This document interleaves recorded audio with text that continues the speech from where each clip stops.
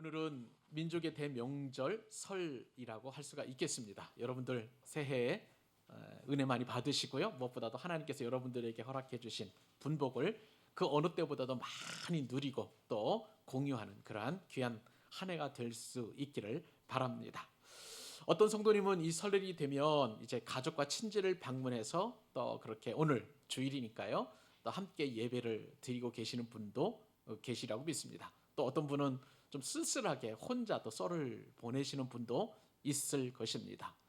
또 어떤 분들은 이럴 생각을 가지고 계실지도 모르겠어요. 누가 설을 만들어 가지고 이렇게 나를 고생시키나 하는 그런 마음이 혹시라도 있는 줄 모르겠습니다만은 여하튼 어떤 마음이든지 어떠한 상황이든지 하나님께서 은혜롭고 평안하게 설 명절을 보낼 수 있기를 여러분들에게 복을 내려주실 수 있기를 간절히 소망합니다. 명절에는 대부분 고향에 내려가죠. 고향에 내려가는 이유는 우리가 대부분 타향살이를 하고 있는데 타향에서 우리가 외롭고 설고 그리고 또 고독하고 또 참 힘겨운 그런 어떤 타향살이를 하는데 고향에 내려가면 나를 사랑해주는 나의 가족과 친지로부터 격려와 사랑을 받고 또 위로를 받기 때문에 고향을 명절마다 고향을 찾곤 합니다. 저는 요즘 이제 자연인 관련 프로그램을 좀 보게 되었습니다.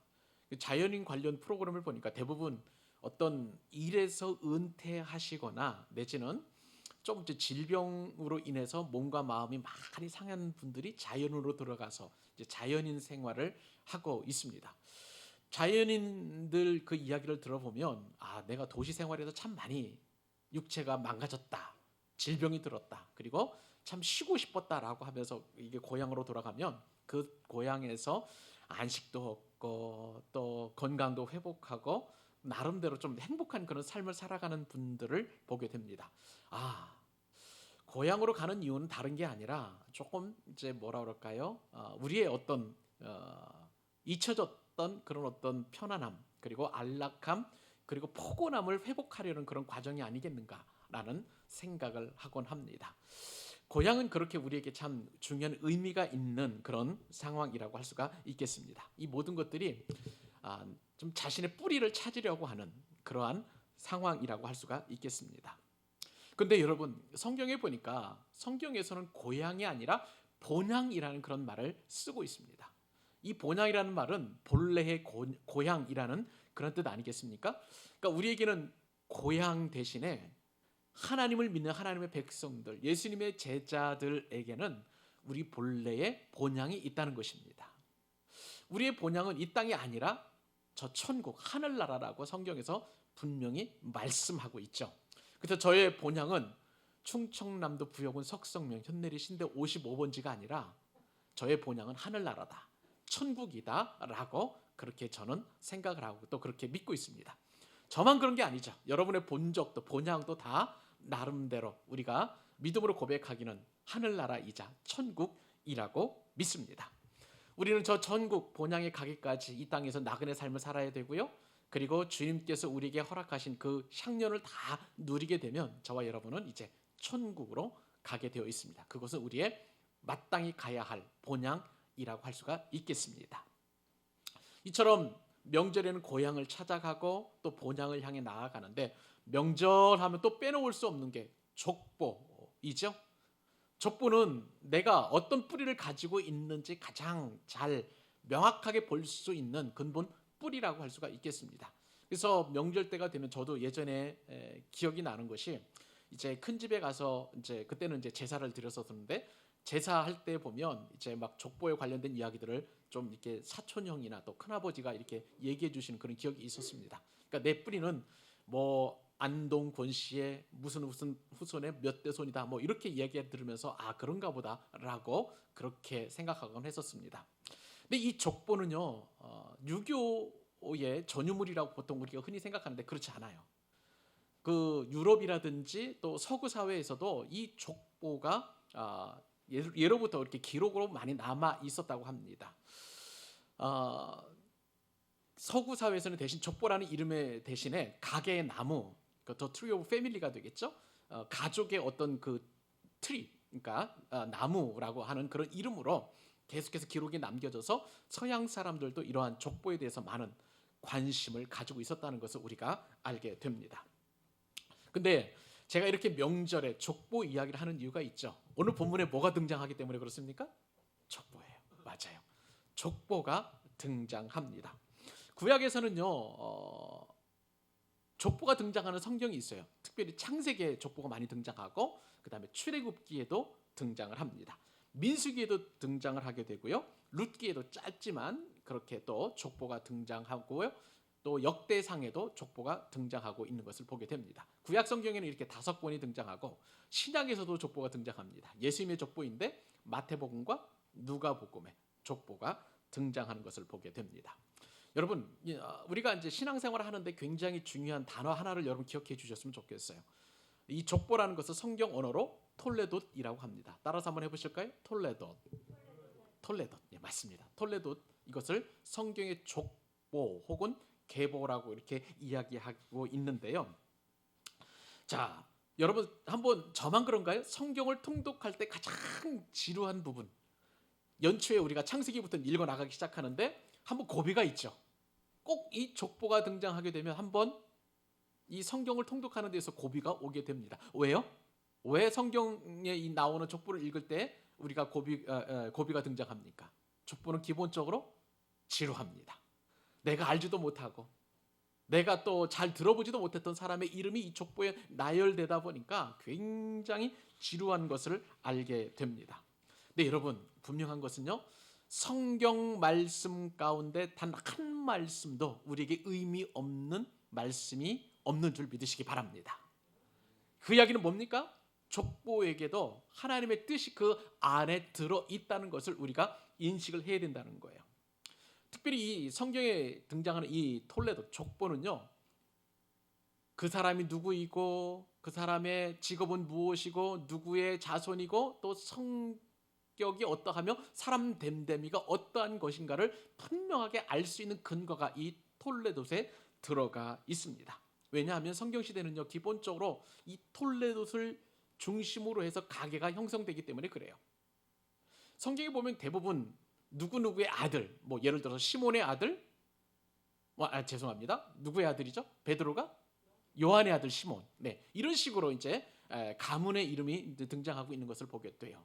그러니까 항상 뭐 아브라함의 자손 누구, 뭐 이런 식으로 해가지고 항상 가계와 가문의 이름들이 등장하는 것을 보면 일종의 그것도 톨레돗이라고 할 수가 있겠는데, 이처럼 이 톨레돗에는 그 사람이 어떤 사람이고 무엇을 했고 어떤 일을 하고 그 사람의 또 가풍은 어떤 것인가를 어렵지 않게 짐작할 수 있기 때문에 성경에서는 항상 이 톨레돗을 굉장히 중요하게 생각을 하게 됩니다.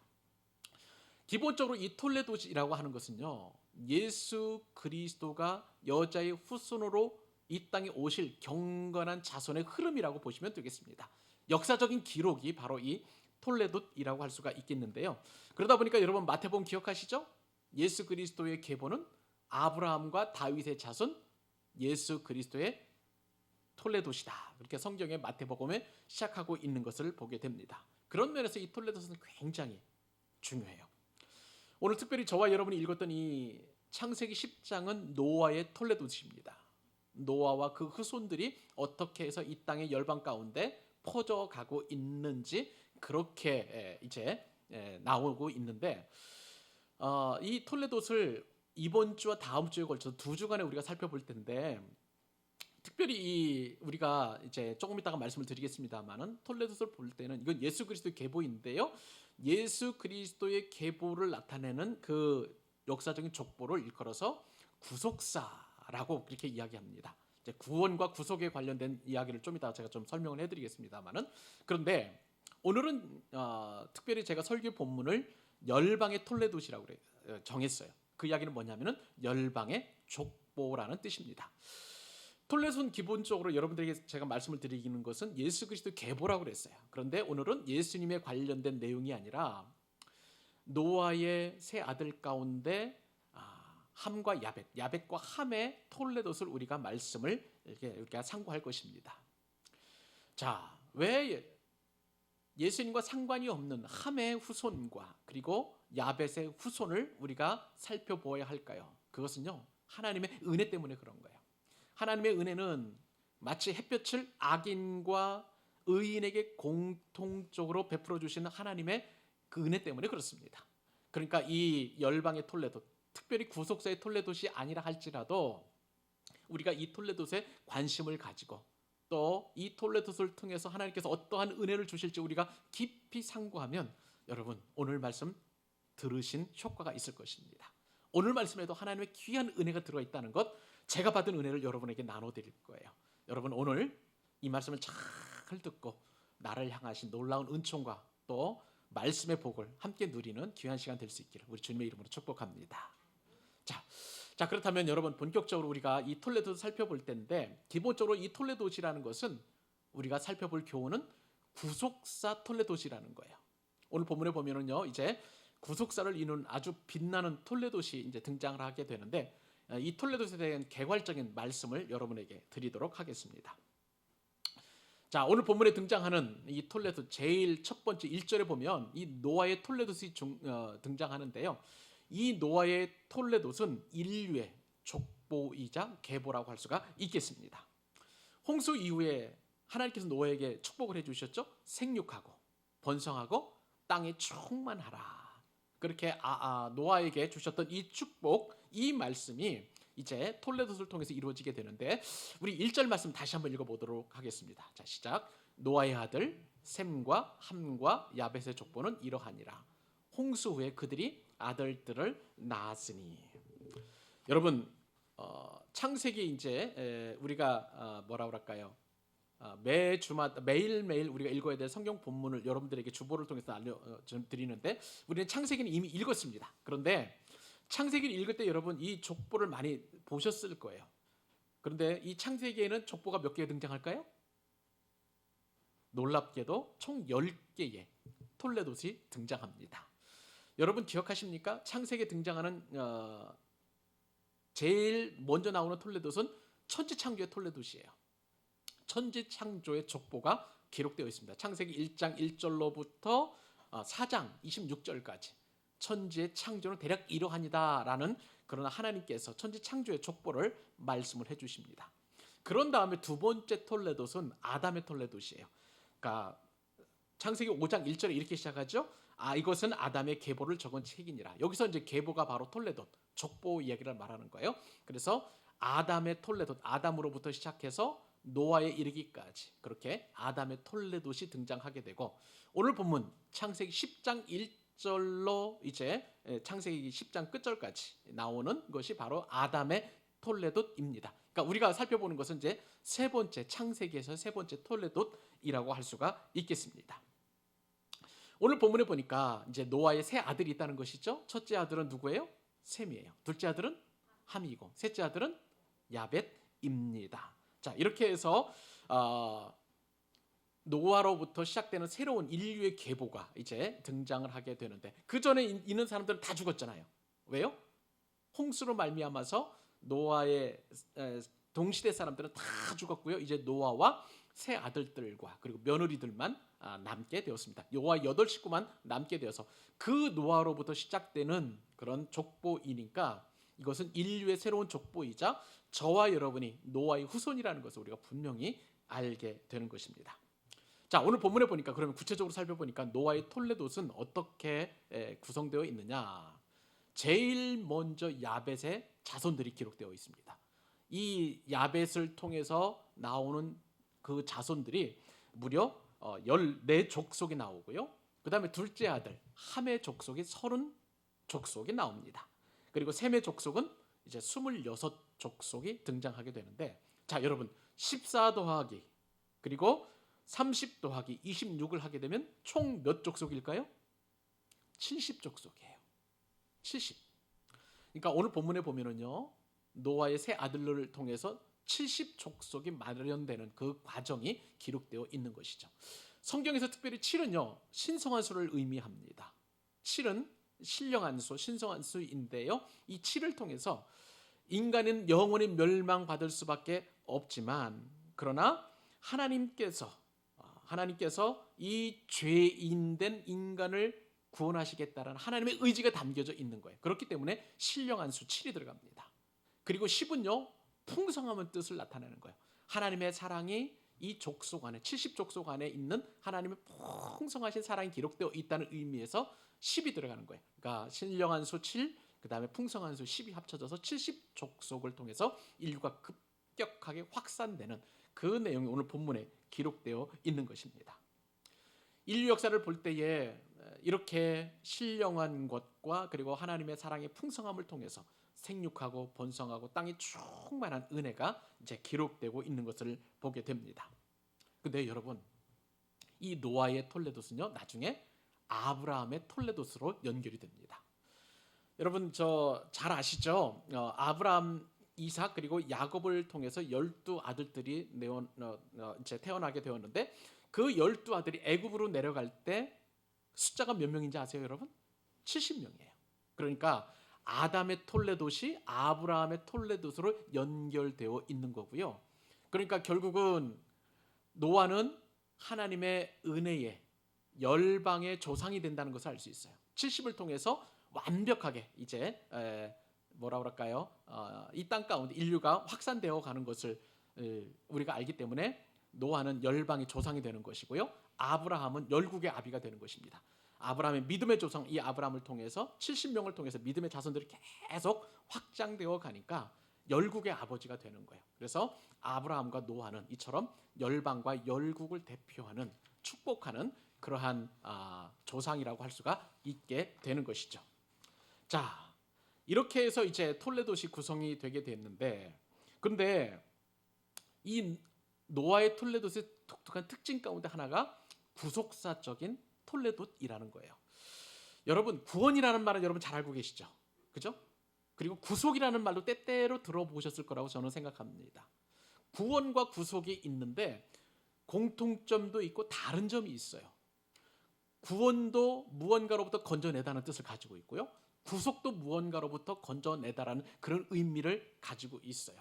구원이라는 것은 salvation이라고 영어로 이야기하고요. 구속이라는 것은 redemption이라고 보통 그렇게 표현을 합니다.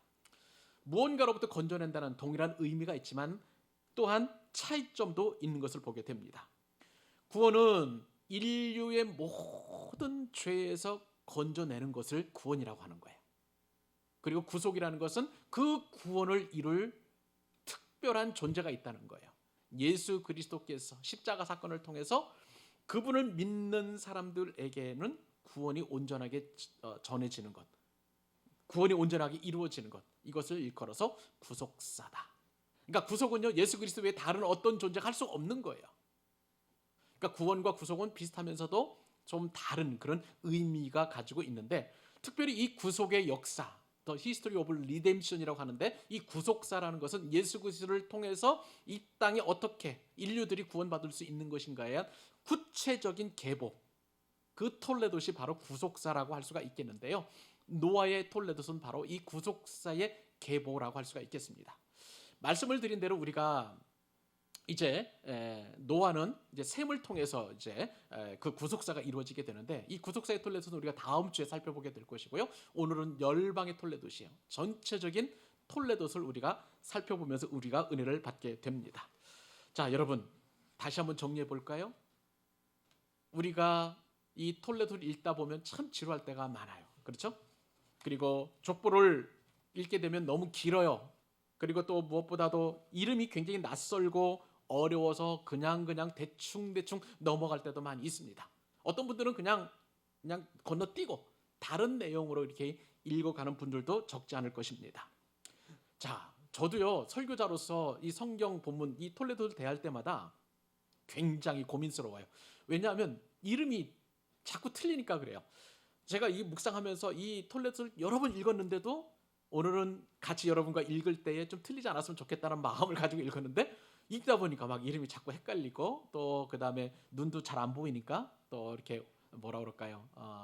잘못 읽는 그런 경우도 있었습니다만은, 이렇게 설교자에게도 부담스럽고 성경을 통독하는 저와 여러분들이 굉장히 좀 어려워하는 본문이라고도 할 수가 있겠습니다. 그래도 여러분, 톨레돗은 묵상해야 합니다. 왜요? 하나님의 말씀이기 때문에 그렇습니다. 다른 이유는 없어요. 하나님의 말씀이기 때문에 이 족보도 계속해서 우리가 묵상을 하게 될 것이고요. 하나님께서 우리에게 이 족보를 주신 이유는 우리에게 잠을 주시려고 준 그 이유가 아니에요. 읽으면서도 은혜 받으라고 하는 그런 또한 이유가 있는 것입니다. 무엇보다도 이 톨레도스는요, 역사적인 사실이에요. 실제로 역사에 등장했던 인물들을 이 족보에 다 기록해 놓았습니다. 그리고 무엇보다도 제가 이 족보를 연구하고 또 설교 준비를 하면서 깨달은 것은 무엇이냐면, 이 족보에 등장하는 한 사람 한 사람이 얼마나 소중한지, 얼마나 귀한지를 하나님께서 우리에게 말씀해 주시고 싶어서 한 사람 한 사람의 이름을 따박따박 다 기록한 줄로 믿습니다. 여러분, 이 족보에 기록된 사람과 그렇지 못한 사람의 차이점이 있어요. 하나님의 백성이냐 그렇지 않으냐의 차이점이 있기 때문에 그렇습니다. 물론 구속사의 계보에 들어가는 사람들 하나에서예요. 여기에 보면 열방의 톨레도 전부가 다 하나님 나라에 갔다는 뜻은 아닙니다. 저는요, 이 말씀을 묵상해 보면서 어떤 생각을 하게 되었냐면, 우리의 이름은 다 생명책에, 하나님의 생명책에 기록되어 있는 줄로 믿습니다. 믿으시면 아멘. 아멘이에요. 다 생명책에 기록되어 있습니다. 하나님의 생명책이라는 것은 일종의 보면 저와 여러분의 이름이 기록되어 있는 톨레도이라고 할 수가 있겠습니다. 그런데 그 하나님의 생명책에 기록되어 있는 저의 이름을 천국 백성들이 읽다가 아우 지루해, 이름도 왜 이렇게 어려워, 그렇게 하면서 넘어갈까요? 저는 그렇지 않다고 생각해요. 한 사람 한 사람이 기록되어 있을 때 얼마나 우리 믿음의 선진들과 천사들이 기뻐하며 즐거워하며 내 이름을 읽어갈까 생각을 해보면 우리에게는 정말 기쁨이 넘치고 환희가 넘치게 될 줄로 믿습니다. 마찬가지요. 그 의미와 똑같은 의미로 성경에 이 톨레도에 등장한 사람들 한 사람 한 사람 이름을 또박또박 읽어갈 때에 내 이름이 하늘나라에서 생명책에서 불리는 것처럼, 그렇게 우리가 다시 만날 사람들이잖아요. 그런 귀한 마음을 가지고 한 사람 한 사람들 이름을 불러가며 읽는다면 우리는 더 이상 이 톨레도시 졸린 그런 성경이 아닌 줄로 믿습니다. 그래서 귀한 마음을 가지고 우리가 계속해서 이번 주와 다음 주에 이르기까지 이 톨레도스를 통해서 주시는 하나님의 음성을 들을 수 있기를 우리 주님의 이름으로 축복합니다. 자, 두 번째, 우리가 오늘 본문에서 우리가 하나님께서 우리에게 주시는 귀중한 은혜는 무엇이냐면 야벳 자손의 톨레도시인데요, 이 야벳 자손의 특징이 있어요. 이 땅에서 형통을 경험했다는 거예요. 이 땅에서 아주 부자로 살았다는 거예요. 여러분, 노아의 세 아들들 한번 생각해 보십시다. 분명히 노아의 세 아들은 이러하니라 하면서 제일 먼저 셈, 두 번째는 함, 세 번째는 야벳이에요. 그런데 오늘 본문에 보면은요, 이것이 뒤집힙니다. 자, 누구의 자손이 제일 먼저 등장합니까? 야벳 자손이에요. 야벳 자손. 이것은 인보전된 거예요. 도치된 거예요. 성경에서 도치된 것은 반드시 이유가 있습니다. 여러분, 이렇게 생각하시면 되겠습니다. 이제 야벳 자손의 이름을 읽기 전에 왜 야벳 자손이 먼저 등장하게 되었냐, 그것을 우리가 생각해 보는 것인데요, 그것은 순서가 바뀔 때는 반드시 하나님의 의도가 들어 있습니다. 그러니까 제일 하나님의 뜻에서 하나님의 마음의 중심에서 좀 멀리 있는 사람 먼저 소개하고 그 다음에는 맨 나중에는 중요한 그 주인공이 들어가는 거예요. 여러분, 어떤 큰 무대가 있어요. 가수가 노래를 부릅니다. 자, 그러면 제일 중요한 그리고 가장 인기 있는 가수는 제일 먼저 부릅니까? 제일 늦게 부릅니까? 제일 나중에 부르는 거예요. 주인공이 맨 나중이라는 거예요. 그런 의미에서 야벳 자손이 먼저 등장하는 것을 염두에 두시고 오늘 말씀 야벳 자손의 그 톨레도서 한번 읽어보기를 원합니다. 자, 2절로 5절까지 한번 또박또박 한번 읽어볼까요? 천천히 시작. 야벳의 아들은 고멜과 마곡과 마대와 야완과 두발과 메색과 디라스요. 고멜의 아들은 이스그나스와 리밧과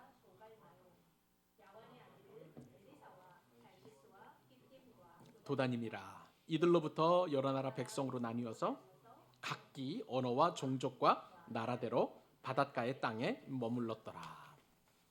자, 이제 야벳이 이제 풍성하게 이제 그 자손들이 확장되어 가는데, 그 이름대로 야벳은 원래 확장되다라는 뜻이거든요. 넓히다라는 그런 의미를 가지고 있습니다. 그 의미대로 이제 야벳의 자손들이 이제 확장되어 가는데, 특별히 5절 말씀을 보니까 바닷가의 땅에 머물렀더라. 해안가를 따라서 이게 야벳의 자손들이 확장되어 간다는 것을 우리가 말씀을 통해서 깨닫게 됩니다.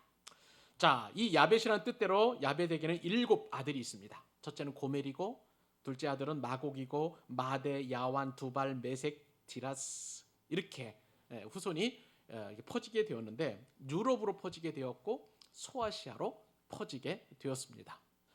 뭐 여기에 이제 하나하나 우리가 좀 뭐 의미를 살펴볼 필요가 있다고 생각이 되지만 그래도 그냥 대충 여러분들이 러프하게 이렇게 들어도 될 것 같습니다. 제일 먼저 나오는 이 고멜, 이 고멜을 후손은요 아르메니아 사람들이라고 보시면 되겠습니다. 원래 이제 주전 8세기 경에 이 아르메니아 사람들이 이제 그의 형제라고 할 수 있는 마곡 족속에 의해서 쫓겨나게 돼요.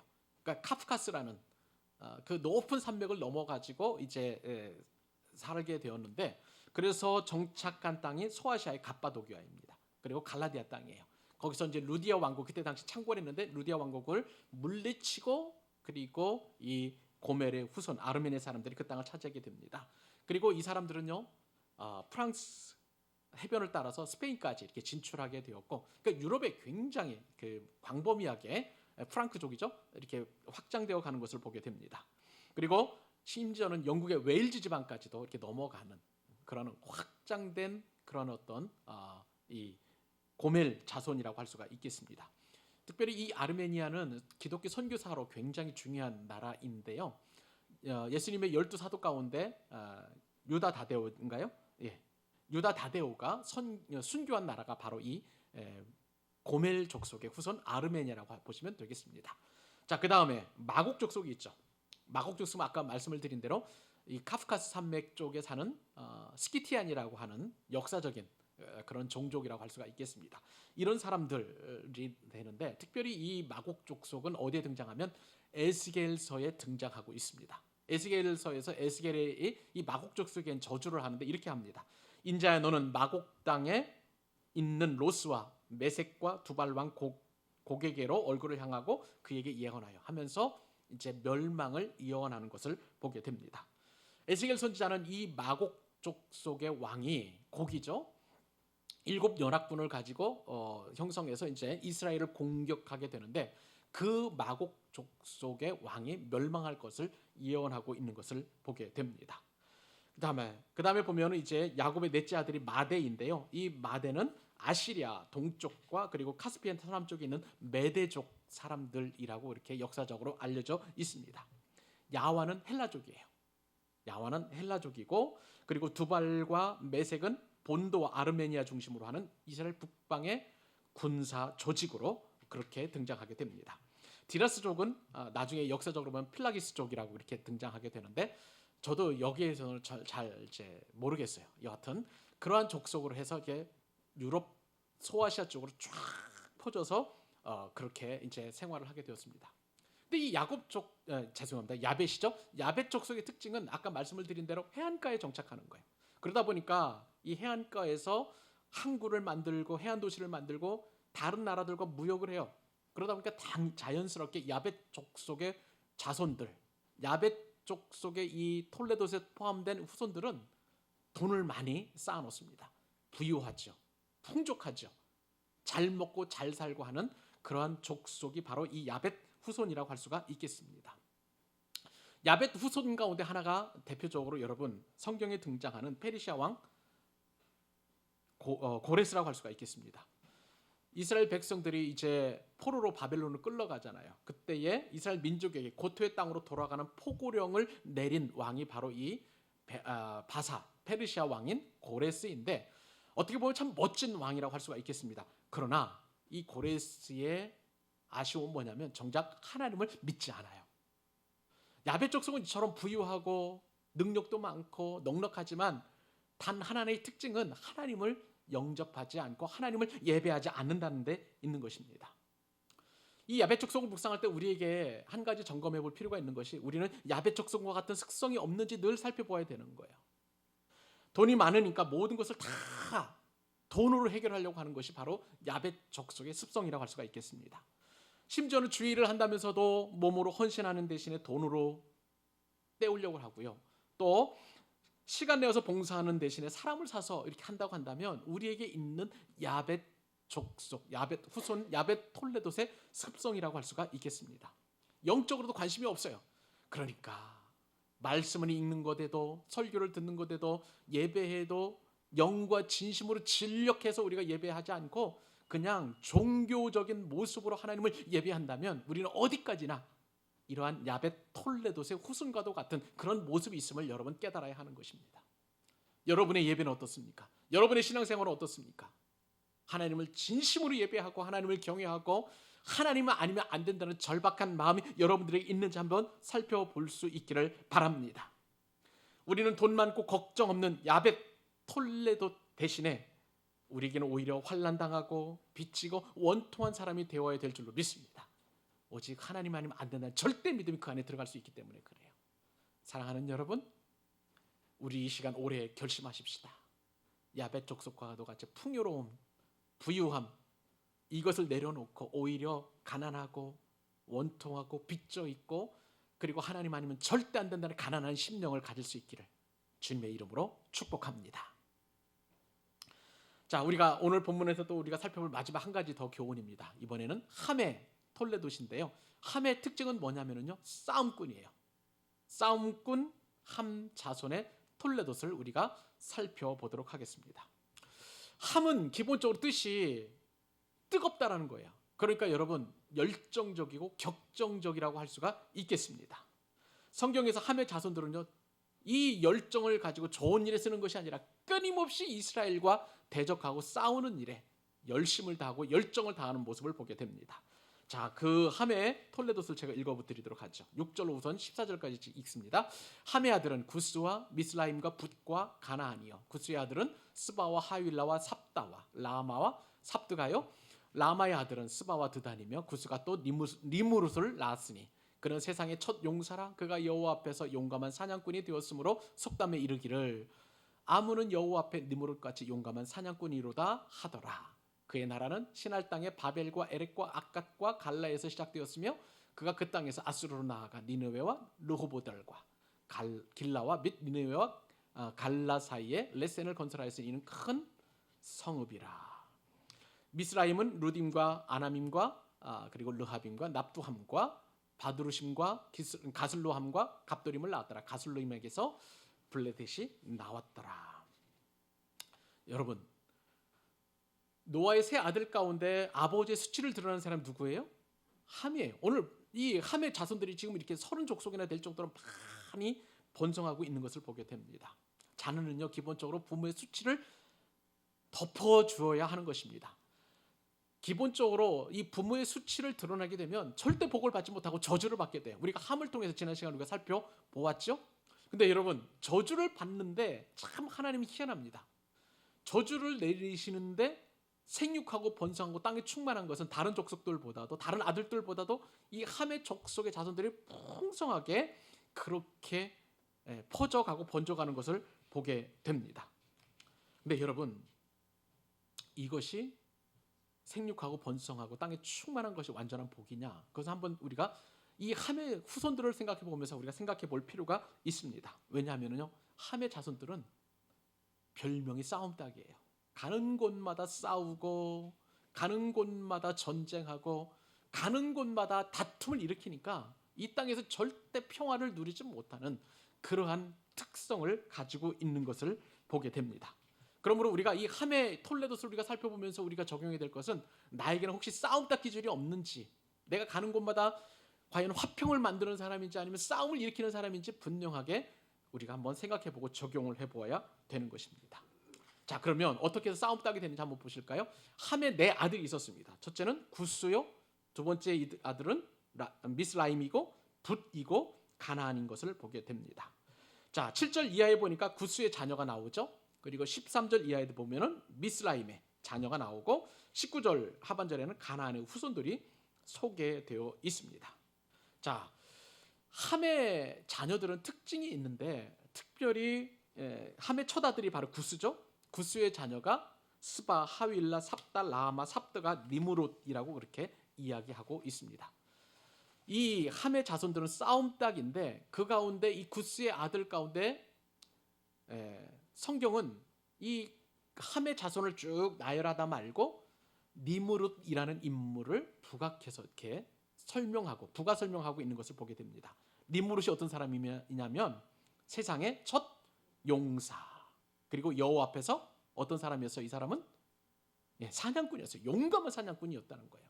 한마디로 보면 세상적으로 보면은 영웅이었다는 것입니다. 싸움도 잘하고 동물들도 잘 잡는 기가 막힌 헌터였다는 것을 성경에서 그렇게 이야기하고 있습니다. 그도 그럴 것이 니무롯은요 나중에 이 후손들을 보게 되면 이스라엘을 가장 많이 괴롭힌 족속이 다 이 니무롯의 후손들이라는 것을 알게 됩니다. 바벨론이 여기서 나오게 되었고요. 아수르, 니느웨로 상징되는 아수르 족속도 바로 이 니무롯의 후손이라고 성경에 나와 있습니다. 니무롯은 기본적으로 힘이 센 사람이었어요. 용맹하고 용감한 그런 사람이었습니다. 그 힘을 가지고 남을 괴롭히고 남에게 폭력을 행사하고 아주 잔인하게 사람들을 죽이는 일에 앞장섰던 사람이 바로 니무롯이라는 것입니다. 니무롯이 얻었던 모든 업적들은 다 폭력으로 얻은, 다른 사람들을 억압하고 다른 사람들을 짓누르고 다른 사람들을 공격하고 다른 사람들로부터 강제적으로 빼앗아서 강하고 부유하고 넉넉하고 그리고 그 힘을 그렇게 사용했던 사람이 바로 이 니무롯이라는 거예요. 또한요, 그가 그렇게 살 수밖에 없었던 것이 니무롯은 기본적으로 반역자라는 뜻을 가지고 있습니다. 니무롯의 의미는 반역자예요. 결국은 이 니무롯은 누구에게 반역하냐면 하나님에게 반역하는 거예요. 하나님께 반역하니까 이스라엘 백성들을 끊임없이 공격하는 공격자로 성경에 등장하고 있는 것을 보게 됩니다. 우리는 니무롯 같은 그런 모습이 없나요? 내가 가지고 있는 지위, 내가 가지고 있는 젊음, 내가 가지고 있는 그 어떠한 지위 아니면 어떤 기득권을 가지고 다른 사람을 해하려 하고 다른 사람의 신앙을 폄하하고 다른 사람의 감정을 억압하고 또 인간관계를 어그러뜨리고 또 다른 사람들을 나를 위해서 어떻게 하면 이용해 먹을 수 있을까 하는 그런 마음을 먹었다면 우리에게 있는 사냥꾼 니무롯의 모습이라고 할 수가 있겠습니다. 사랑하는 여러분, 여러분들은 어떤 면에서 세상에 제일 가는 용사가 되기를 원합니까? 저는 우리가 가지고 있는 상황이나 또 모든 것이 부족하다 할지라도 그 어떤 것만큼은 하나님 앞에서 제일 가는 여러분들 되실 수 있기를 바랍니다. 그것이 뭐예요? 하나님을 사랑하는 거예요.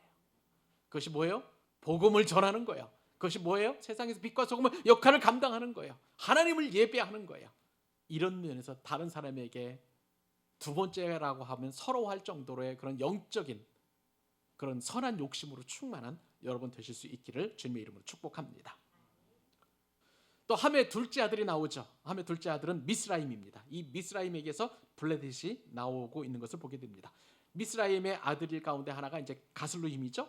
가슬루힘의 아들이 바로 블레셋인데 블레셋은 함의 증손입니다. 그리고 오늘날의 팔레스타인입니다.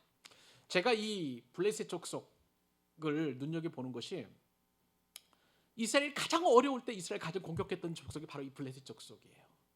사사기 그다음에 요즘 제가 큐티하는 본문이 이제 사무엘상인데 사무엘상에 보면 이스라엘이 영적으로 가장 타락했을 때에 이스라엘을 압도적으로 공격했던 족속이 바로 블레셋이에요.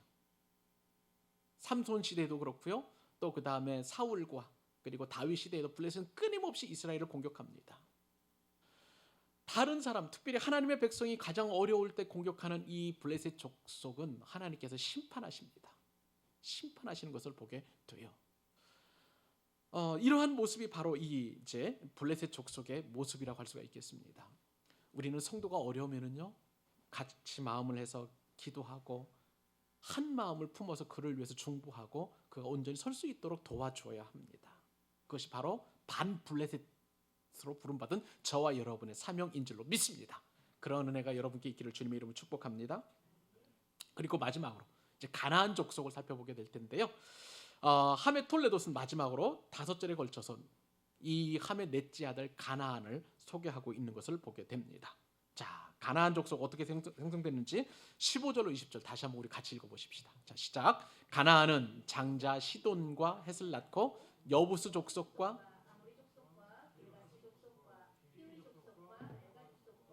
친 족속과 아르와 족속과 스말 족속과 하맛 족속을 낳았더니 이후로 가나안 자손의 족속이 흩어져 나왔더라. 가나안의 경계는 시돈에서부터 그라를 지나 가사까지와 소돔과 고모라와 아드마와 수보임을 지나 라사까지였더라. 이들은 함의 자손이라. 각기 족속과 언어와 지방과 나라대로 이었더라. 가나안 족속들은요, 기본적으로 땅도 많았고 그리고 또 언어도 그리고 지방도 풍성하게 차지했던 그런 사람들이었습니다. 여러분 가나안 족속하면 여러분 가장 먼저 떠오르는 게 어떤 때예요? 이스라엘 백성들 출애굽한 이후에 가나안 땅을 정복하잖아요. 여호수아를 통해서. 그때 그 가나안 땅에 살고 있었던 족속이 누구냐면 오늘 본문에 나온 사람들이에요.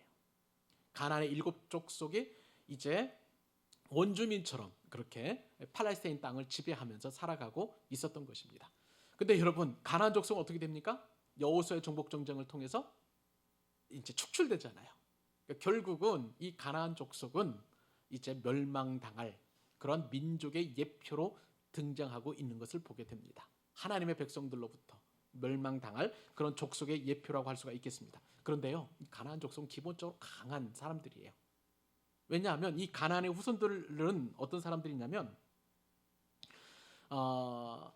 노아의 그리고 함의 후손들인 이 사람들은 굉장히 넓고 광활한 지역을 차지하면서 대단한 권세를 누리게 됩니다.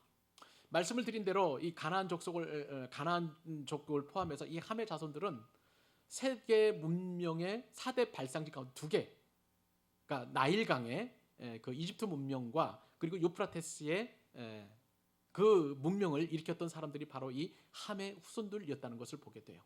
강력한 힘, 그리고 강력한 군사력, 힘을 가지고 문명과 그리고 제국을 건설한 사람들이었다는 것입니다. 이렇게 모든 함의 자손들은 힘이 센 사람들이었고 땅을 많이 차지한 사람들이었고, 그렇지만 그 힘과 그 권세를 가지고 다른 사람들을 착취하고 특히 믿음의 사람들을 핍박했던 것을 보게 됩니다. 그런데도 이 사람들이 오늘 본문 우리가 살펴봤던 것처럼 굉장히 승승장구해요. 잘 되고 있는 것을 보게 됩니다. 여러분, 이것을 우리가 마지막으로 어떻게 해석해야 될지 그 말씀을 듣고 오늘 말씀을 마무리하려고 합니다. 여러분, 왜 하나님께서는 특별히 이 함의 자손들을 그렇게 번성하게 했을까요? 그리고 특별히 이 가나안의 그 후손들을 노아를 통해서 저주했을까요? 그 이유가 특별하게 있는 것을 보게 됩니다. 함의 자손들은 기본적으로 아수르, 바벨론, 그리고 애굽, 그리고 블레셋, 가나안까지 굉장히 강력한 민족을 형성을 하게 되었지만 끝내는요, 요한계시록에 보면 예수님께서 다시 오실 때 멸망당할 예표로 이 바벨론을 언급하고 있는 것을 보게 됩니다. 그들의 결국은 이 땅에서는 흥왕하지만 결국은 멸망이라는 것을 성경은 분명하게 말씀하고 계시는 것을 보게 됩니다. 그리고 특별히 함과 셈과 야벳 가운데 아버지의 수치를 드러낸 사람은 함이었어요. 그런데 왜 함에게 저주를 내리는 대신에 함의 아들 가나안을 저주를 했었을까요? 그것도 우리가 좀 살펴볼 필요가 있는데, 가나안은 평소 하나님의 뜻에 어긋난 삶을 살았다는 거예요. 노아가 보니까 이 가나안 손자잖아요. 함의 넷째 아들이니까 이 가나안 특별히 성적으로 문란한 삶을 살았던 것 같습니다. 그리고 우상 숭배를 했던 것 같아요. 그러니까 이 가나안의 후손들은 그 후손들 그대로 아버지 조상 이 가나안의 영향을 받아서 어디를 가든지 간에 음란하고 우상 숭배하는 가장 대표적인 족속이 되어서 멸망할 수밖에 없는 족속이 되었다는 거예요. 자, 그러면 함의 족속을 통해서 우리가 내릴 수 있는 결론은 이겁니다. 이 땅에서 영화를 누리고 더 잘되고 흥왕하고 더 번성했던 것이, 그것이 우리가 추구해야 될 신앙의 대상은 아니라는 거예요. 롤 모델은 아니라는 사실입니다. 다음 주에 보시겠지만은요, 셈의 족속은 굉장히 평범해요. 특별히 이름이 없어요. 우리도 이 땅을 살아갈 때에 예수 믿는다는 그 하나만 우리가 은혜를 얻었지, 그것에 비해서는 다른 사람들에 비해서 우리는 가난하고 승진도 잘 안 되고 자녀들도 못난 것 같고, 그 다음에 또 여러 가지 질병도 많이 걸리고 여러 가지 어려운 일들이 많이 있어요. 왜 하나님께서 우리를 이렇게 비참하고 초라한 존재로 살아가게 할 수 있을까요? 그것은요, 궁극적으로 우리에게 구속사의 은혜가 있기 때문에 그래요. 예수 그리스도를 통해서 이 땅에서 당하는 그 어떤 어려움과 고난보다도 가장 큰 복이 우리에게 주어지기 때문임을 여러분 믿으시기 바랍니다. 그래서 우리가 야벳과 함님의 이 톨레도시 주는 이 교훈은 우리에게 반면교사예요. 다음 주에는 우리가 셈의 후손을 통해서 정면교사의 은혜를 경험하게 될 것입니다. 이 설 명절에 하나님의 뜻을 분명하게 깨닫고 하나님께 순종하기를 다짐하고 하나님만이 우리의 참된 힘이시고 도움이시라는 사실을 믿고 의지하면서 이제 당당하게 새해를 시작하는 저와 여러분 되실 수 있기를 우리 주님의 이름으로 축복합니다.